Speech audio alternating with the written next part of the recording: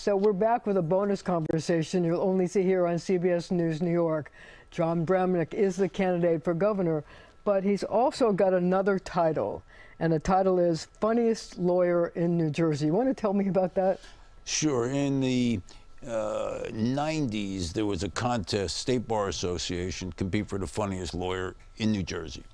I actually won 3 years in a row, and I trademarked the title Funniest Lawyer. My wife actually entered me years before that in the Funniest Lawyer in New York contest at Stand Up New York, and I came in second because the New York lawyer is a little bit more talented. So was there a joke that you told that got you the title, the winning joke, that you'd like to share with us? Yeah, well, I always start off, I said, and I do it now, I go, I've got good news for you and I got bad news. The bad news is you paid money to see a lawyer tell jokes. The good news is I'm not getting paid either, so none of your money is coming to me. So what drew you to politics? So when I moved back to my hometown, Plainfield, when I moved back from New York City, actually, my dad had a store in Plainfield. And what kind of a store? One of those stationery stores. My mother worked the back of the store. My father worked the front of the store. They don't exist very much anymore. They have greeting cards and stationery stuff. So I got back to Plainfield, and it was my town. I went to Plainfield High School. So I was vested in the town. And I like to be where the action is. I don't really like to be on the sidelines. So I ran for city council, and I spent 7 years, actually as only one of 2 Republicans in the town. And that once it gets in your blood, and I've spoken to a lot of politicians, once it's in your blood, you keep going, unless you lose. It's like a disease. It's tough. I know a lot of people that just can't stop. It's addiction, it's a disease, what? It's an addiction. You know, it's endorphin driven. You think about it, I walk into a different event every night. I meet somebody new every night. There's a new issue every day. It's never boring, right? Every day there's a new issue, and you meet all kinds of people. And if you meet enough people, you meet some really good people. You do. So what's the proudest moment of all of your years in public service? I'm glad you asked that. Whew, this is a tough one. Go ahead. So I passed a bill that a defibrillator had to be in every school. Wow. It took me about 4 or 5 years to get this bill. This is a tough one to get out, to get this bill done. In Warren Township, and the reason I got the bill done is Janet Zielinski had passed away. She was 11 years old from a heart-type attack. 3 years later, after this bill, when I got a call from the President Board Association, can you come up to Warren? The parents of a girl who was saved. Wow. Met the. I can't tell that story. It's an emotional moment for you. I get it, but it's a really good thing that you did. It's a tough story, and I every time I tell this, I can't get through the story. I'm going to work on that. I think it's a good thing that you care that much. Yeah. To get through. So if you could live in any other place in the world besides New Jersey, you live in Westfield now, right? Where would you want to live?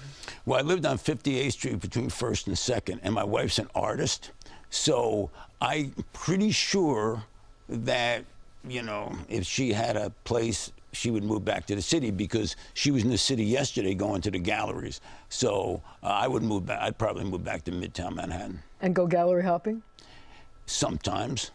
Sometimes gallery hopping, and sometimes we go, you know, other places. You know, she likes the museums, and I like standing out in front of the museums. So what do you like to do in your spare time, your free time? Comedy shows. Anytime I get invited to a comedy place, I show up. I do play some golf. My golf's never been very good. What's your score? Well, I'm a 15 handicap. That's pretty good. I can't get any better. You know, 15's not bad. Yeah, but I grew up as a street golfer, so I have all this bad stuff that I could never get rid of. And so I gave all the lessons to my son. And my daughter lives in the city also on 92nd Street, so my wife wouldn't. So your putting game isn't any good? None of it's very good. It's just not good. But it's good to walk around for 4 hours with your friends and talk about nothing. So my wife always says, "What'd you talk about?" Nothing. Nothing. So what's the one thing you can't live without? People. You're a people person. Love people. And I like it. Pretty much like, there's very few people I don't like because that's where I get my endorphins from, listening and talking to people and having conversations. I can go 24/7. The minute I sit on a couch like this without people, I fall asleep. I'm a person. That's why I'm not falling asleep. Oh, thank God. I thought I was going to put you to sleep. So what's your favorite movie? You know, I was going to say, oh, and this is interesting, on the waterfront, and that's because my daughter is engaged to the son of the fellow who wrote that movie. Really? Yeah, Ben Schulberg. Wow. But so I think that's a real Jersey kind of, you know, Okay. could have been a contender. Got it. Yeah. Last question. What's your favorite food? Well, that's good. I like a linguine with garlic and oil, but I like big pieces of garlic. My wife's not crazy about the garlic. It's hard to kiss you after that, right? Hard to be anywhere in the room. But if you ask me one meal, I'd have the garlic and oil, you know, like and it's got to be, you know, just al dente, you know, like not, it's got to be perfect. You get that in Italy pretty good. Once you have it in Italy, it's tough. I get it. Jon Bramnick, good luck in your campaign, and thank you for joining me. And thank you at home for joining me as well. Thank you.